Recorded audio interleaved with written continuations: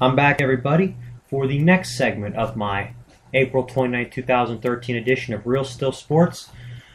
I talked my previous segment about what I think of the Steelers draft. Now it's time to talk about the rest of the draft. You know, there were players that were taken, I think, higher than a lot of people thought. There were trades. There were so many different things. But I really would just like to go through and talk about a certain few picks in particular.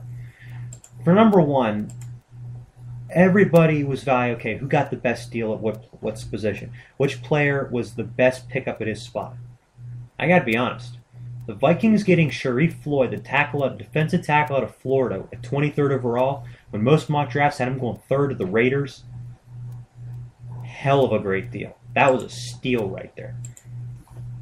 Because Sharif Floyd kept falling because nobody really was in the market for a defensive tackle.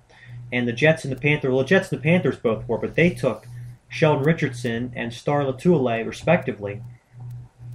And Floyd, who was easily the best defensive tackle in the draft, fell considerably. Size and his strength apparently not being enough to convince the Jets and Panthers to draft him. I personally think it's the best pick of the first round, because one of the best picks, because the Vikings, for one, got three great players in the first round. Cornerback Xavier Rhodes, receiver Cordero Patterson, and Floyd. But the Floyd pick in particular, because he was such a force at Florida, he was so physically dominant, he just destroyed offensive linemen when he was playing for the Gators.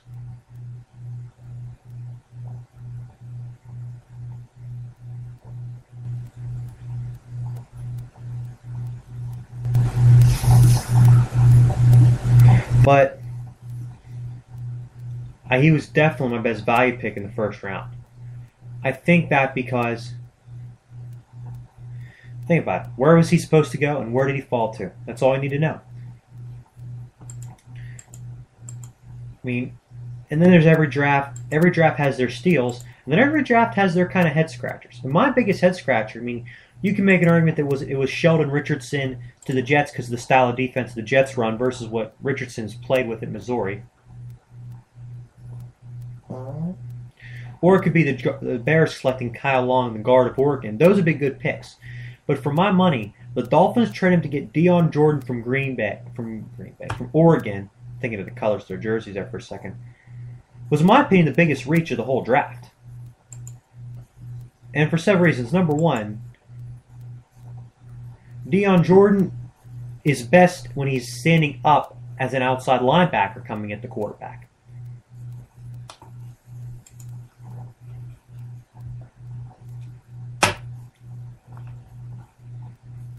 He's much better as a linebacker rushing than as a defensive end with his hand in the dirt. Number two, in Oregon, they don't play every snap. It's kind of like what you see in the NHL with their players. Like, you see a 60-minute game, but if the Penguins are playing for, say, you got Crosby plays 20 minutes. That's what they do in Oregon. Play 7 plays, you miss 4, or something like that. They do a lot of rotating and shit to keep their players fresh. And as a result, we really didn't get to see the full potential of Dion Jordan. What's he going to be like when he has to play every down in a game? When he has to play 70, 75 snaps a game? What will he be able to do? Will he be just effective, or is he going to get tired and fatigued? We won't know. So that's why I consider it more or less a reach. For the Dolphins to give Oakland a couple of picks and to trade up from a 12th to 3rd, I found that kind of surprising.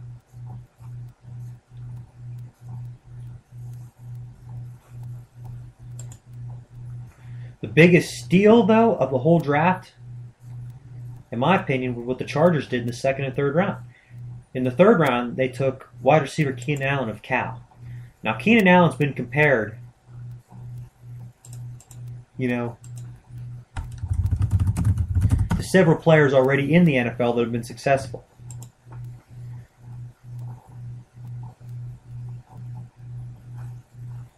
I mean, he's been compared to Jordy Nelson, the big receiver out of Green Bay.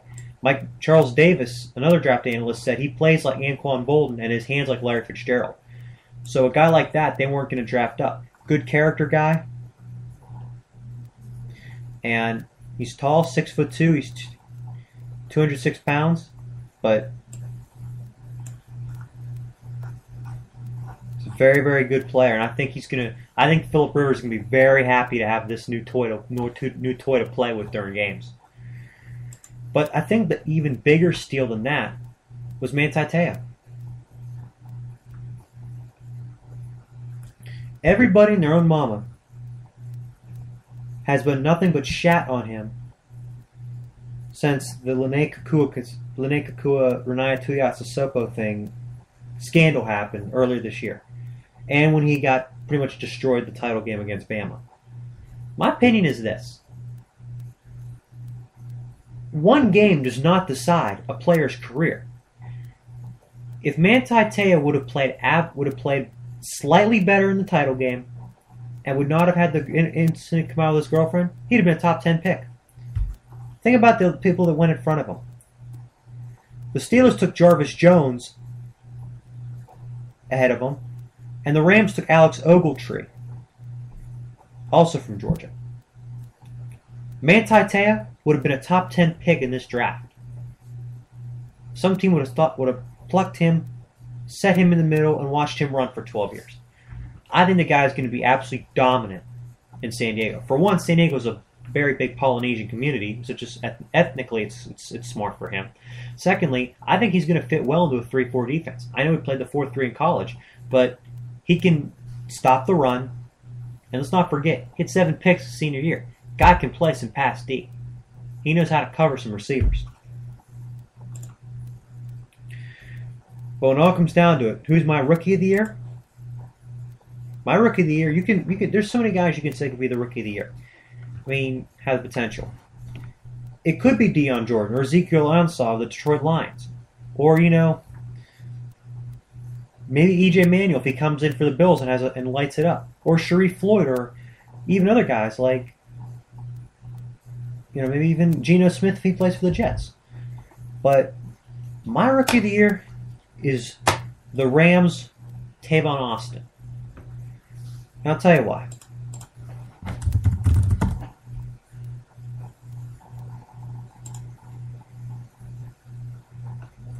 He's fast, athletic. Yeah, he's small, 5'8", 174. But the Rams are going to put him all over the field, have him do so many different things. He's going to accumulate so many yardage, can return kicks, can play some tailback, can receive well out of the backfield, can play as a normal true receiver. The kid can do it all. And the Rams finally did what Sam Bradford's probably been begging them to do for years, and to draft him a weapon. Let's not forget, he had the second greatest yardage game in FBS history against Oklahoma. In that game, he had 4 passes. He caught 4 passes for 82 yards, added 146 kick return yards, and ran the ball 21 times for 344 yards. Finished 8th in the Heisman Trophy, and he won the Paul Hornung Award for the most versatile player and was first-team All-American as an all-purpose player.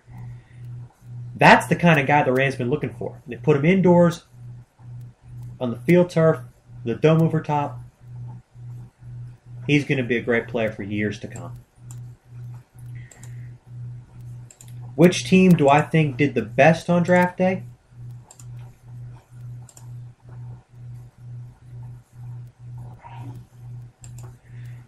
I would have to say the Minnesota Vikings did the best.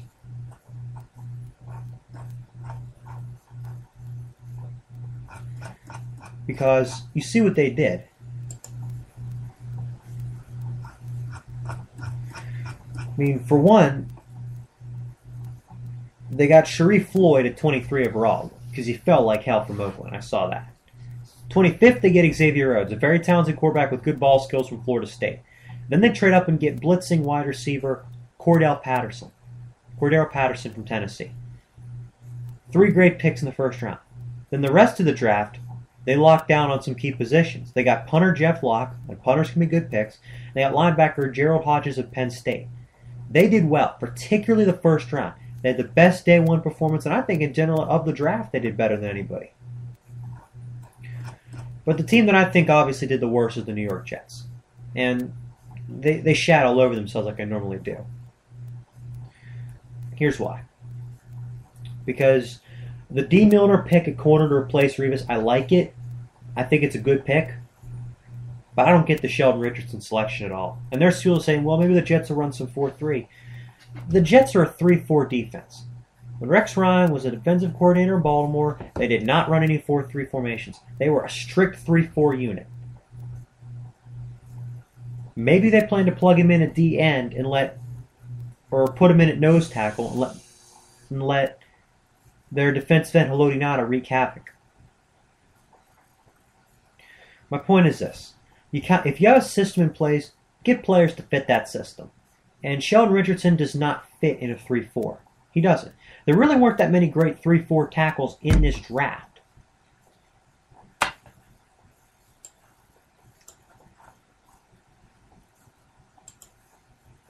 There really weren't.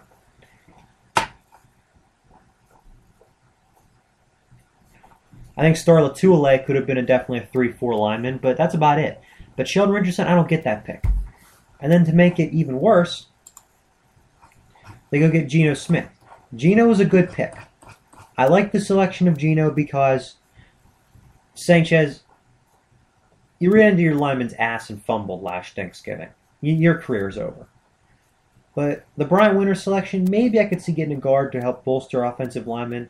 But they're going to have some good offensive linemen again next year. You didn't have to waste a late-round pick on one when you could have explored another position. And the rest of the draft, they got Oday Abushi, a guard from Virginia, William Campbell, a guard from Michigan, and Tommy Bohannon, fullback from Wake Forest. I don't get those selections. Yeah, you got to kind of draft, just to see if anyone's going to be good.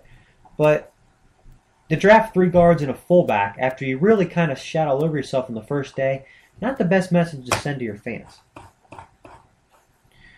But the biggest question, which of the rookie quarterbacks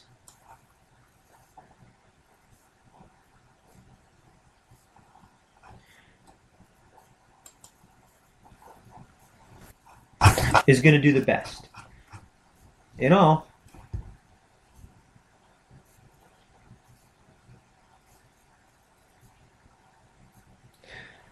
we have, I think, 11 drafted.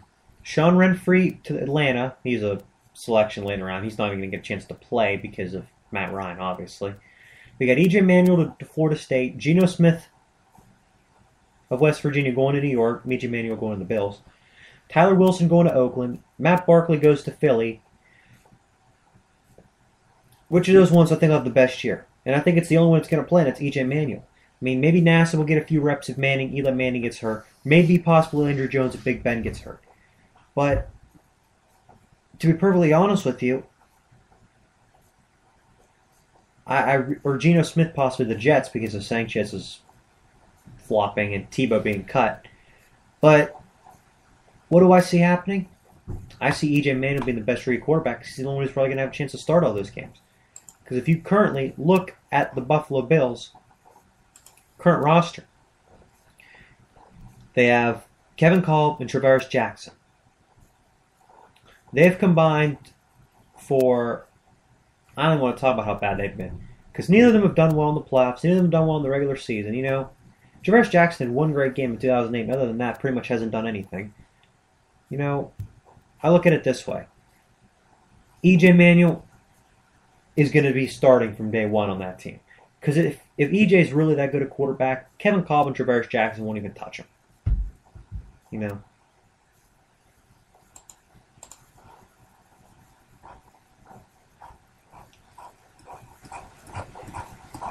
My mock draft was very, very wrong. I did get us getting Jarvis Jones, but that's about it. I did have Geno Smith going to the Jets, just in the first round, not the second. If I had to pick one guy in this draft, though, that I think was kind of underrated for the place he was selected, and a guy that I think is actually going to have a pretty good impact his rookie year, I like Kenny Vaccaro to New Orleans. Because they need safety help. I mean, you look at that roster. You got Raphael Bush, Isa Abdul-Quddus, Roman Harper, Malcolm Jenkins, Jim Leonard. You got some good safeties, but you really do need a big name, a hitter, an enforcer. That's what Kenny Vaccaro is. So it's a great pick for that position. All right, I'm going to take a little break here and I come back. NHL playoff time. Lord Stanley, we'll see where your cup ends when the playoff dust settles in the summer.